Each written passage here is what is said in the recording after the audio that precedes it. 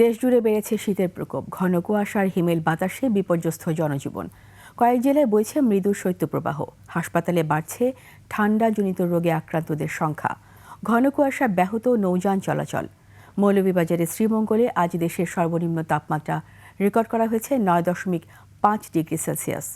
প্রতিনিধিদের তথ্য ছবিতে ডেস্ক রিপোর্ট। 72 ঘন্টা ময়েশ্চার লক সমৃদ্ধ লিলি বডি ওয়াশ শিয়া বাটারের গুডনেস স্কিন রিপেয়ার করে রাখে সফট ও গ্লোয়িং। মৌলভীবাজারে একদিনের ব্যবধানে তাপমাত্রা কমেছে প্রায় 3 ডিগ্রি। বইছে মৃদু শৈত্যপ্রবাহ।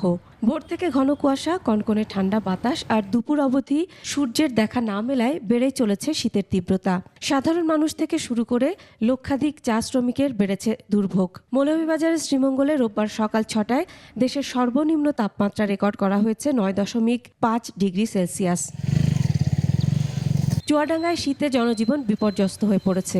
বইছে মৃদু শৈত্যপ্রবাহ। ঠান্ডা বাতাস, ঘন কুয়াশা আর মেঘাচ্ছন্ন আকাশের কারণে খেটে খাওয়া ছিন্নমূল মানুষ চরম ভোগান্তির শিকার হচ্ছেন। সকাল 9টায় চুয়াডাঙ্গায় সর্বনিম্ন তাপমাত্রা রেকর্ড করা হয় 10.7 ডিগ্রি সেলসিয়াস। কুয়াশার সাথে শীত পড়ছে, মানুষের কষ্ট হচ্ছে। পৌষের হাড় কাঁপানো শীতে কাঁপছে পঞ্চগড়। রাত থেকে সকাল পর্যন্ত হিমেল হাওয়ার সাথে ঘন কুয়াশায় ঢাকা পড়ে থাকে পুরো জেলা।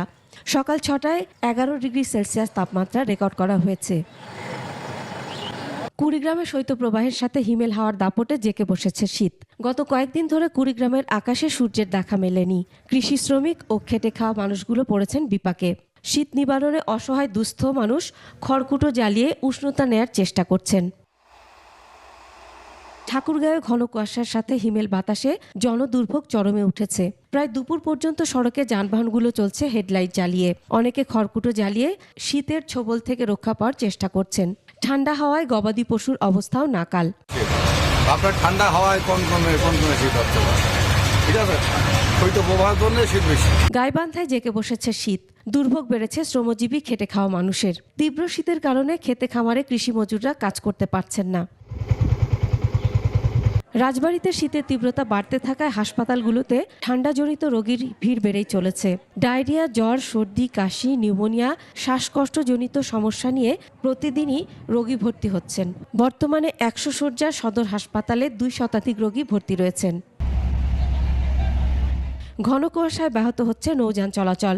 দীর্ঘ 12 ঘন্টা বন্ধ থাকার পর দেশের গুরুত্বপূর্ণ দৌলতদিয়া পাটুরিয়া নৌরুটে ফেরি চলাচল স্বাভাবিক হয়।